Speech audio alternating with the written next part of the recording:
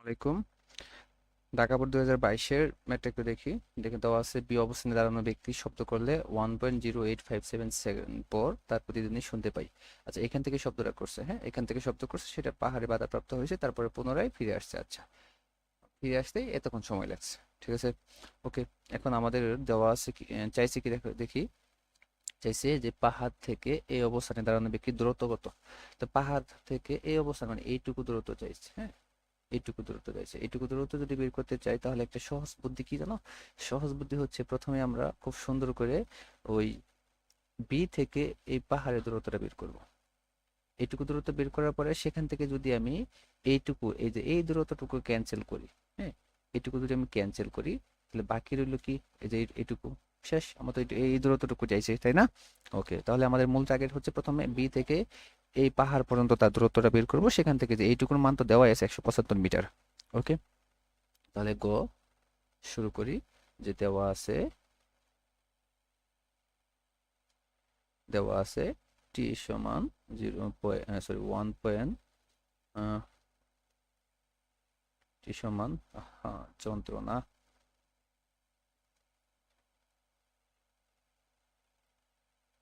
দেওয়া আছে 1.0857 সেকেন্ড। ওকে, ব্যাগের মান কিন্তু দেওয়া নাই, তাই আমরা ধরবো কি 330 মিটার। যেহেতু দেওয়া নাই তাহলে 330 মিটার ধরবা। চোখ বন্ধ করে, কোনো প্রবলেম নাই। তাহলে এখান থেকে এস এর মানটা বের করি।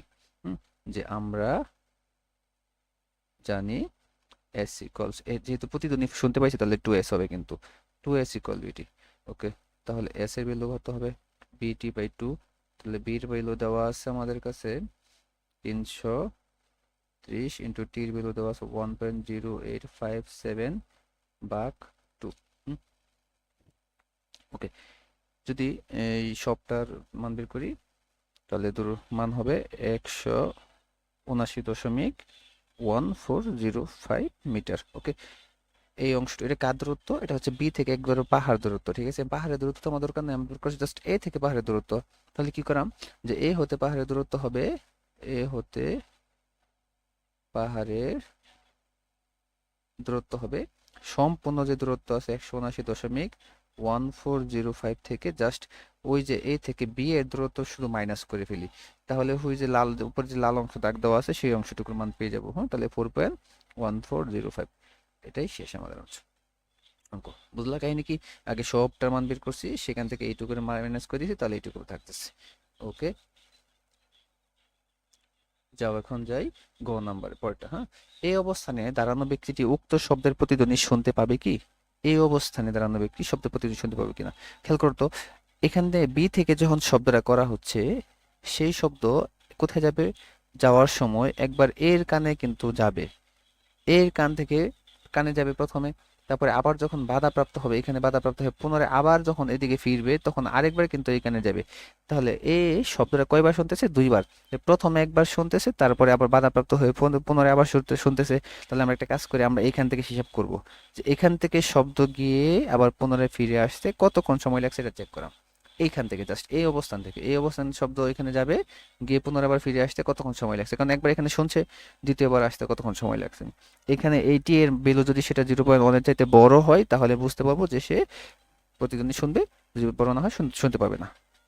কি বলছি বুঝতে পারছো? এ থেকে পাহাড়ের দূরত্ব, সরি, এ থেকে পাহাড় মাঝখানে যে শব্দটা অতিক্রম করছে সেই অতিক্রমের সময় কতক্ষণ সেটা বের করব।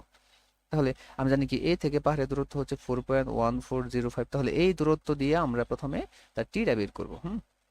ওকে, তাহলে শুরু করা যাক। যাও, গ নং এর মধ্যে যে দেওয়া আছে এস ইকুয়াল 4.1405 আর বির ভ্যালু দেওয়া আছে 330 মিটার/সেকেন্ড। হ্যাঁ, দেওয়া আছে। তাহলে আমরা টিটা বের করি। হ্যাঁ, তাহলে আমরা জানি যে 2s ইকুয়াল বিটি।